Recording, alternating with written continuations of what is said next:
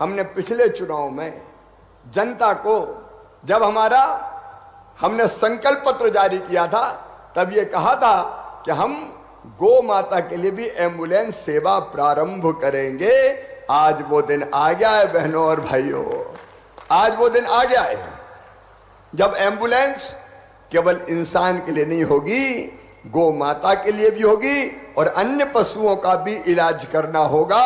तो आप 1962 नंबर घुमाएंगे, ये एम्बुलेंस वहां पहुंचेगी जहां बीमार गौ माता है। अस्पताल नहीं ले जाएंगी, अस्पताल खुद जहां गौ माता बीमार होगी वहां चलता फिरता अस्पताल पहुंच जाएगा। ये अद्भुत पहल है सचमुच में, जिसका आज हम प्रारंभ कर रहे हैं। और आज ये 400 एम्बुलेंस एक साथ हर एक ब्लॉक के लिए, एक ब्लॉक में एक एम्बुलेंस रहेगी। अगर गौशाला से फोन होगा तो एम्बुलेंस पहुंच जाएगी। अगर गांव में किसी किसान के घर से या गोपालक के घर से भी फोन होगा तो तत्काल एम्बुलेंस वहां पहुंच जाएगी और इलाज करने का काम करेगी। आप जानते हैं मध्य प्रदेश में हमने गोवंश के वध पर प्रतिबंध लगाने का काम मध्य प्रदेश की धरती पर हमने किया है। हमने ये भी तय किया है कि अगर कोई गौ हत्या का पाप करेगा तो सीधे उसको 7 साल की सजा दी जाएगी। ये प्रदेश भारतीय जनता पार्टी की सरकार ने कानून बना दिया है।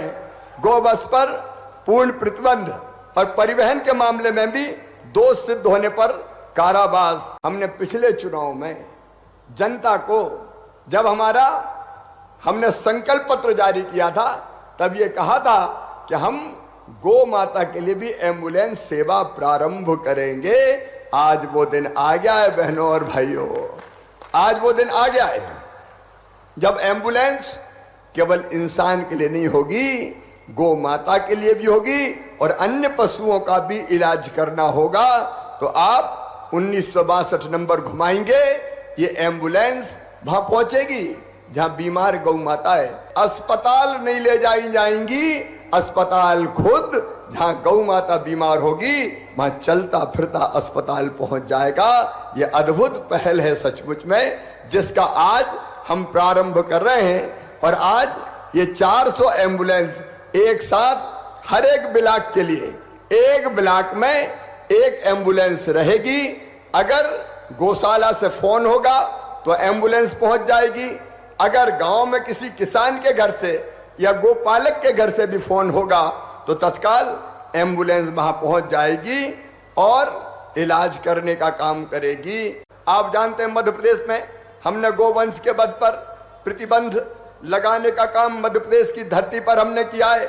हमने ये भी तय किया है कि अगर कोई गौ हत्या का पाप करेगा तो सीधे उसको 7 साल की सजा दी जाएगी।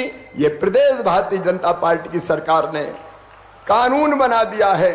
गोवंश पर पूर्ण प्रतिबंध और परिवहन के मामले में भी दोष सिद्ध होने पर कारावास। अगर कोई ईमानदारी से गाय खरीद के लाया और वो दूसरे स्थान पर ले जाना चाहता है तो मध्य प्रदेश सरकार की भी योजना अभी हमने बनाई।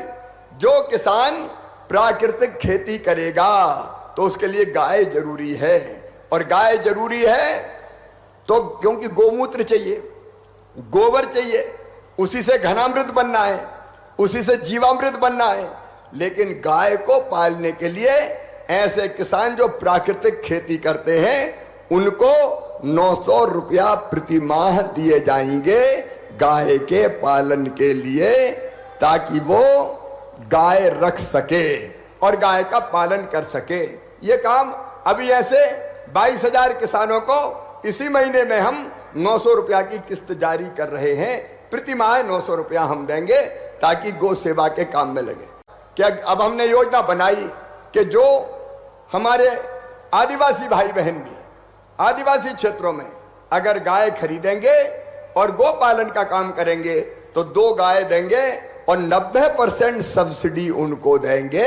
90% पैसा सरकार देगी, 10% केवल उनसे लेंगे।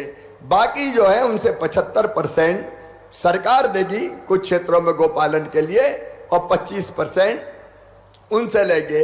तो एक तो वैध परिवहन होता है गाय का, बैल का भैंस का, गोवंश का, जिसमें भैंस शामिल नहीं है, लेकिन मैं कह रहा हूं कि वैध परिवहन में होता है। लेकिन अगर कोई अवैध परिवहन करेगा गो माता को काटने ले जाने की दृष्टि से, तो उसका परीक्षण करके वैध परिवहन जारी रहेगा, क्योंकि एक जगह से दूसरी जगह गो माता को या गोवंश को ले जाना पड़ता है। लेकिन अवैध परिवहन कोई करेगा तो अब उसका वाहन राजसात कर लिया जाएगा। ये कानून हम बना रहे हैं, क्योंकि बिना वाहन राजसात के लोग मानते नहीं हैं। छोटा मोटा जुर्माना करके छोड़ दिया तो ये कुप्रवृत्ति बनी रहती है। गाय के गोबर से सीएनजी बनाई जाएगी। सीएनजी मतलब गैस, जिस पर रोटी भी बनेगी।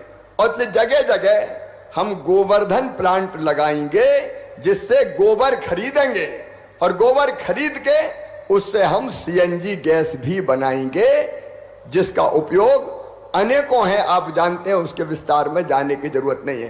तो अभी जबलपुर में काम चल रहा है, इंदौर में गोवर्धन प्लांट बना है। जगह जगह अब ऐसे प्लांट हम बढ़ाने का काम करेंगे। सभी गौ सेवकों को, स्वामी जी आपको भी ये निवेदन करता हूं कि गौशाला को एक तो हम लाभकारी बनाने का मॉडल बनाए, दूसरे कम से कम कितने भूसे की और दाने की जरूरत है, उसके लिए न्यूनतम राशि क्या हो सकती है, उसका पुनर्निर्धारण कर दिया जाएगा। और वो राशि भी हम बढ़ाने का काम करेंगे, ताकि गौशालाओं में गाय को पर्याप्त मात्रा में भूसे की व्यवस्था की जा सके। अभी आपके ध्यान में 190 करोड़ रुपए की व्यवस्था बजट से हमने गौशालाओं के भूसे के लिए की है। लेकिन स्वामी जी और गौ सेवकों से मैं कहना चाहता हूं, आप चिंता मत कीजिए। 190 करोड़ लगे, 280 करोड़ लगे, 400 करोड़ रुपया लगे, उसकी व्यवस्था हम करेंगे। लेकिन गौशाला में गाय को भूखा नहीं रहने देंगे। जिन गौशालाओं के साथ जमीन दी गई है, वहां अगर अतिक्रमण है तो वो जमीनें अतिक्रमण से मुक्त करवा दी जाएगी। वो केवल गौ माता के काम आए, इस बात की हम व्यवस्था करेंगे। गोवंश की गणना होनी चाहिए, तो वो गणना निश्चित तौर पर करेंगे। और एक गौशालाओं के प्रबंधन और गौशाला से संबंधित समस्याओं के लिए कोई एक डेडिकेटेड अधिकारी जिले में होना चाहिए, क्योंकि सब देखते हैं तो कोई नहीं देखता। और इसलिए अपर कलेक्टर स्तर का एक अधिकारी जिले की गौशालाओं के प्रबंधन के लिए और जो समस्या आती है उनके समाधानों के लिए अलग से नियुक्त कर दिया जाएगा, ताकि हमारे गौ सेवक भी अगर संवाद और संपर्क करना हो तो उससे संपर्क करें। उसका नंबर भी जारी कर दिया जाएगा।